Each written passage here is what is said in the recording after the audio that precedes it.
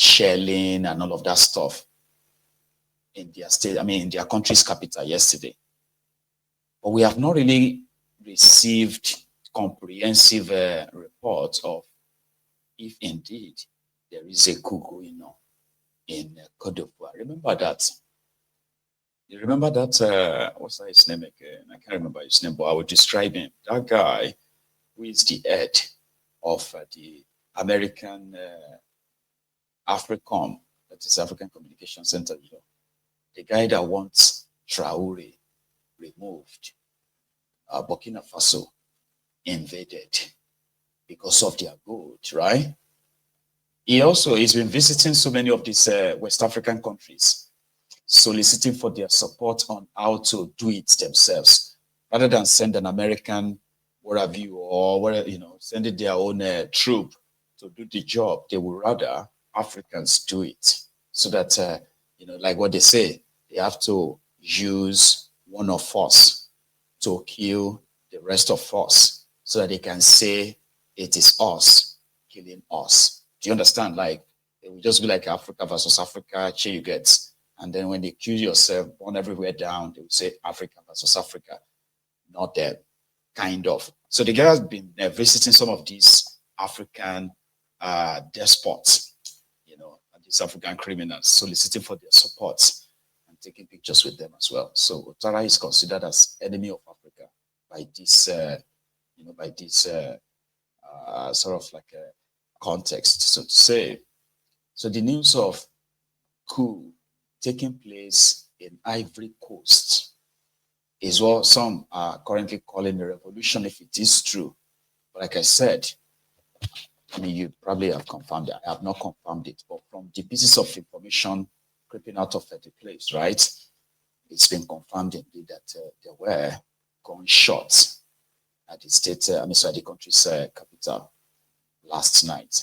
Anyway, they were also preparing to have an election soon as well. They were already campaigning to get rid of Ouattara, that is a puppet of France.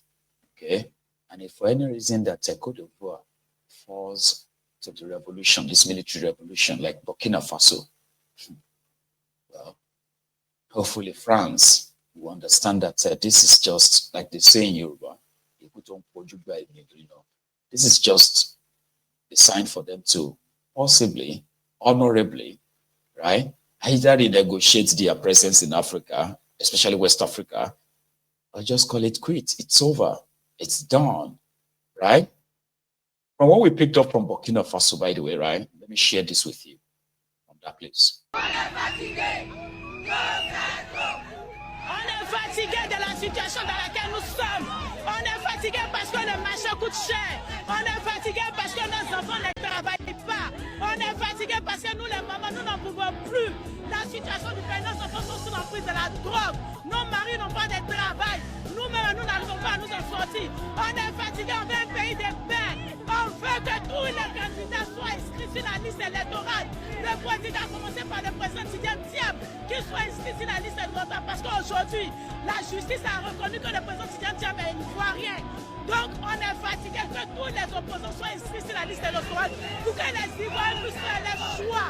Le président, on est fatigué de la dictature. On est fatigué de la dictature. On est fatigué de la dictature. On est fatigué parce qu'on est un pays de démocratie. On veut la paix. On veut la paix. On veut la paix. On veut que Titi soit inscrit sur la liste électorale. Titi ou rien. Titi ou rien.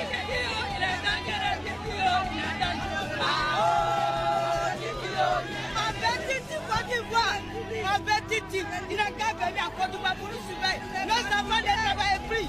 Nos enfants sont là à l'école. Ils ne travaillent plus. Ils sont en train de jouer des conneries. Pardonnez. Nos enfants vont travailler. Il n'y a pas de travail. Nos enfants n'ont qu'à avoir travail.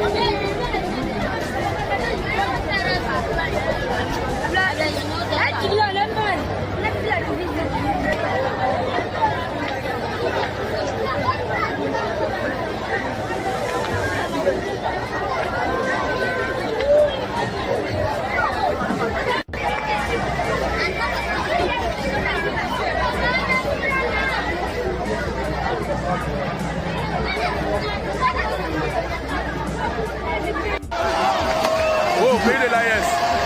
On a laissé là. C'est la force spéciale. La force spéciale. Yes.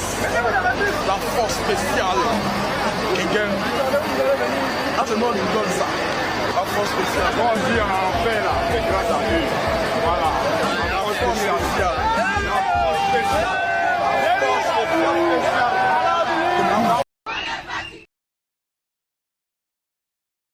So like I said, we do not have any concrete proof that the coup took place or whether it failed or it's successful. But the pieces of information coming out of that country shows that a lot is going down there, like going down, you know. So their president's whereabouts is currently unknown. Ouattara's whereabouts is unknown. Some said he's been killed. Others said he's fled. Ivory Coast. None of this can be confirmed, or by myself, I haven't confirmed any of this. But somehow, people are already celebrating it because they want it to be true. Because according to them, enough of this imperialism in Africa, you know what I mean? And that is, if military coup in Ivory Coast is true, that it finally comes to pass, right? People want it to be. And some are already saying, especially those ones from Nigeria, God, when? Me as a person, no. Even though I am very much inconsequential, so don't kind of lose your shit on me because of that, okay? I am not somebody in support of any military takeover, especially in that contraption. But people are already asking, God, why? God, when? When is it going to be the turn of Nigeria? But the thing is this. You won't want to, I mean, I'm going to probably try to see how people will be convinced that it is the right thing when you wake up tomorrow morning and the next thing you hear on your TV or radio or wherever you is that fellow Nigerians, this is, and you're like, what? Who's that? It's a fellow Nigerians. That's not going to go the way it used to be in the past, though. But somehow, there are people in Nigeria who don't actually care. They are tired of being lied to about this fake democracy. Democracy that has stolen all of their rights, right? The right, the right to, associate, right to associate, right to, all this right to assembly, like, peaceful assembly is called, right? Right to free speech, speak your mind. All these rights have become luxury on the continent of Africa, especially the West Africa, where they are pushing the idea of this democracy, that. So people are no longer moved. People seems not to give a damn about your democracy. So if they hear that even Ghana, that is relatively stable, if they hear coup for Ghana, you'll be shocked at the response or the reactions of people. This is how much your democracy is damaged. Democracy was supposed to be the government of the people, by the people, and for the people. It's turned to the government of the elite, by the elites, for themselves, for criminals, or government of criminals, by criminals, for criminals, right? That's exactly what it is, because so it's no longer really popular. Say, elections in Africa especially West Africa as well, right? It's actually not election, but selections. Even those who go there as observers have written their report to say, well, this is not an election, but they have a standard for Africa. That's another nonsense. So Oyinbos, they have a standard for Africa. They will see where something that will never take or happen in their own country, right? They will see all of that happen, right? In Africa, they will say, well, the election is still very much free and fair. It's African standard election. You know, so democracy is becoming unpopular because of what those who are supposed to nurture it in Africa, because of what they make of it, unfortunately, right? Because it is also in a democracy that Mazi, Nnamdi Kanu, has been going through the persecution of states that everybody is aware of, right? You normally they will say, oh, if you feel like your right is infringed upon, all you have to do is to go to court. In a democracy, right, it is the court that is the last, is that the word? Last hope of the, yeah, I think that's the saying, last hope of common man. Even on common man too, but with what they have turned your supposed democracy to in that contraption, you can't say you have a democracy, can you? The trial of Mazi, Nnamdi Kanu continued today with so much back and forth of, unnecessary sort of like distractions, right? So eventually the court adjourned the case until tomorrow or today. They had a complaint about us here on social media having access to what transpired in the courtroom where the sham trial is taking place. So they are pretty much upset enough that they nearly or almost stopped any form of transcription being shared with us. As usual, something that gives us the idea or the concept of us being involved in that trial. But still, right? It's a bit of a snippet for you. But first thing, let's go to that court now, okay?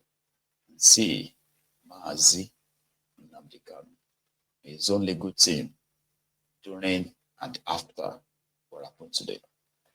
Let's go.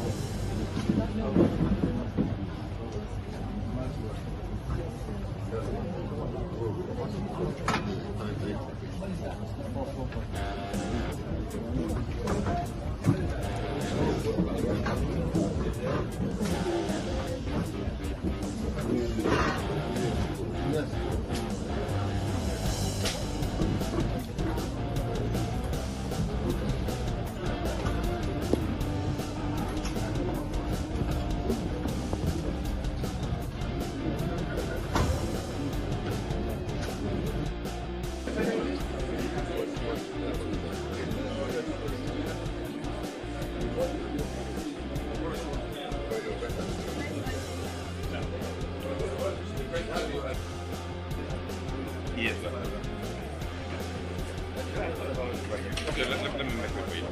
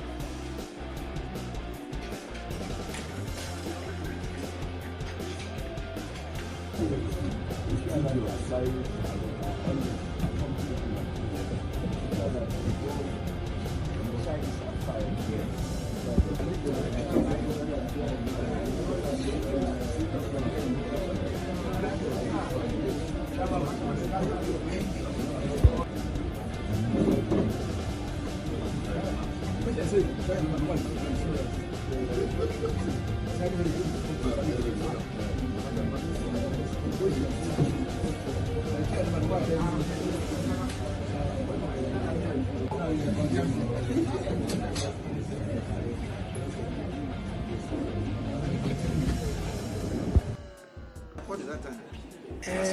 That's according to me. Go and cover something.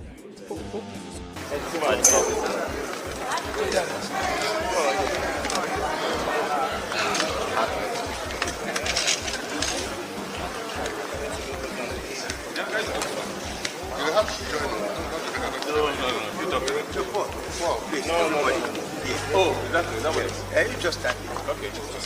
You represent us, okay. And also, Can you come down?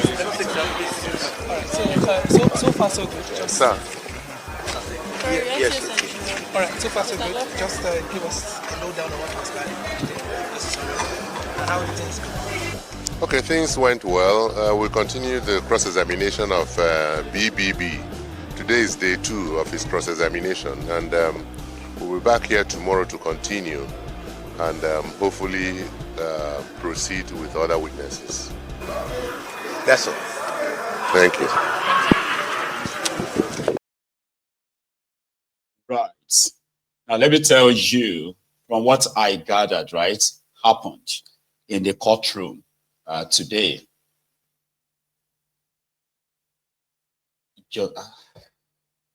I'm trying to see if I should call him justice or injustice, because at the end of the day, they are all the same. And anyway, the judge, right, vowed that he was going to make the retrial ordered by the Supreme Court, it was going to make it very speedy and it's going to be smooth. He's not going to entertain any form of intentional, deliberate sort of delays or distractions and all that. Because according to him, Mazi, Nnamdi Kanu has been treated badly. So that's why I'm like, should I call him justice or an injustice or so? Anyway, for now, let's call him justice or motor show. So the prosecution team came in and they said they had a problem with how the transcription of the case is making it to the social media, meaning they have a problem with us having the first-hand information of what transpired, the cross-examination of the false witnesses that they have assembled or lined up against Nnamdi Kanu. In the process, his only good team also reacted, of course. And